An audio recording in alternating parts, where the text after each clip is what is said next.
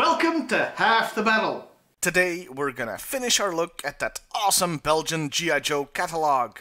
And we start by asking the question, can fairly crappy toys be made to look awesome? And the answer is... kinda?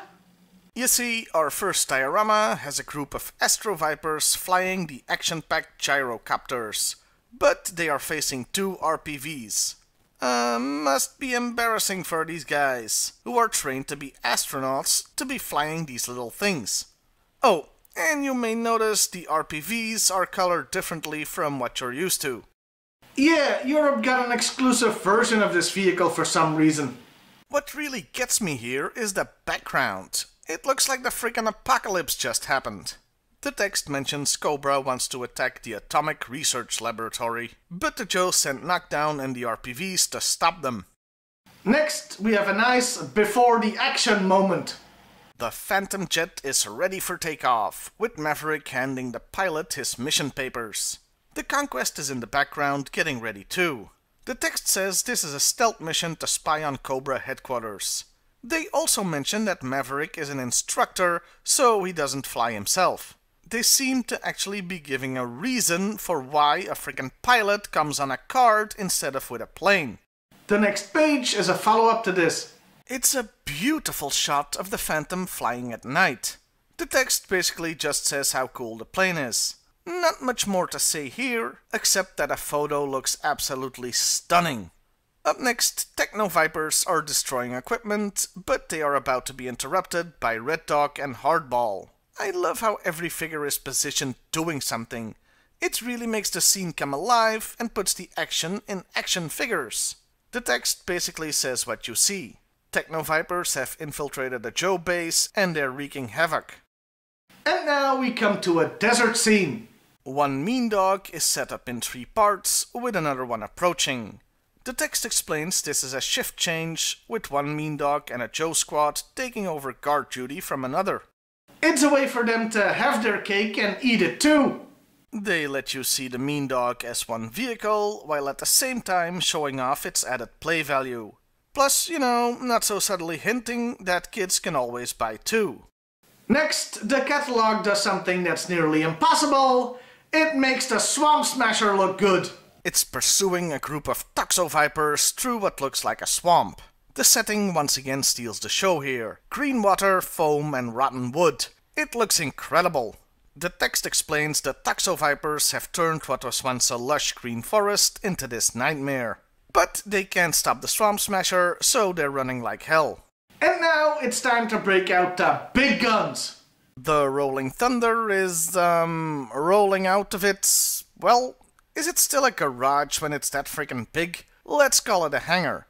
And even though the thing you focus on would be the big-ass vehicle, every figure in the picture is still doing something. Carrying ammo crates or missiles. Rushing to catch a ride. It's all very detailed.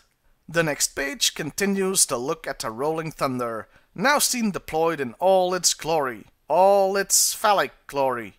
The story from these 2 pages is that the Joes asked for reinforcements at the front, so this massive vehicle was deployed. The last pages of this book really show something unique.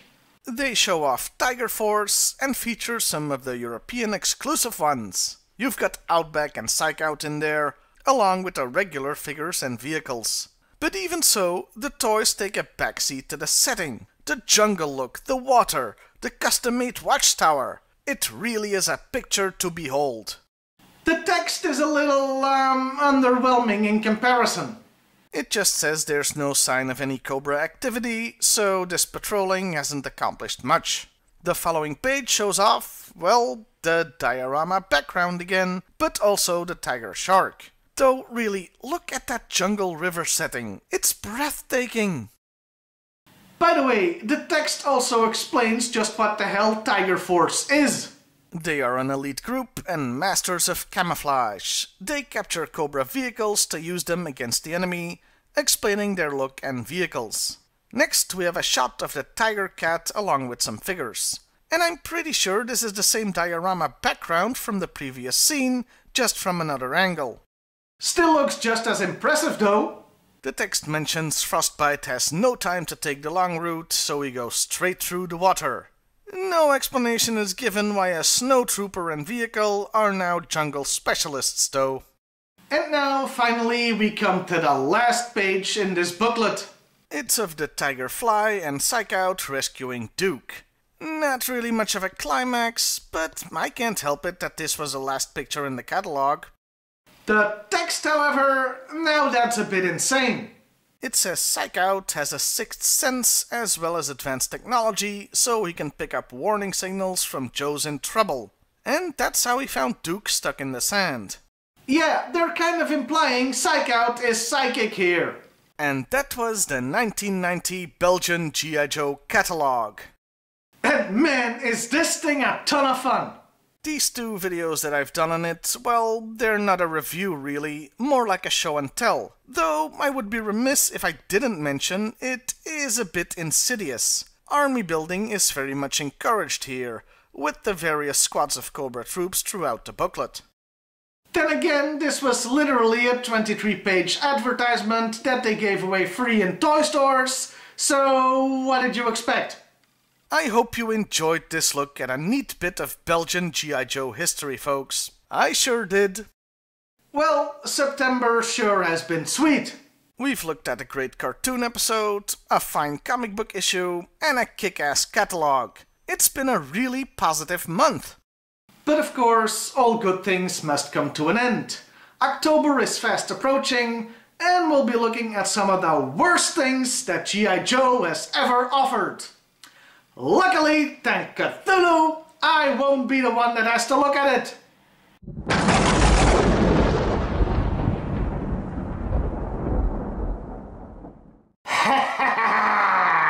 Greetings, mere mortals! For almost a year I have slept, but Monster Month is here again. So, what will I be looking at this year? Cobra la la la la la la la la la la la la la. Cobra La? Really? Seriously? Hey, it was what my Patreon sponsors voted for, so that's what you're doing. They'll pay for this. Don't think they won't pay. Yes, they have paid for it. That's the whole point of Patreon. That's not what I meant. Well, Cobra La it is, I guess. I wonder if it's possible for a ghost to die.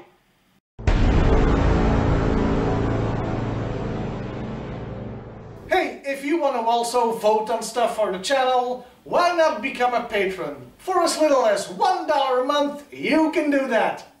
Really? You're turning this into a commercial? I have no shame.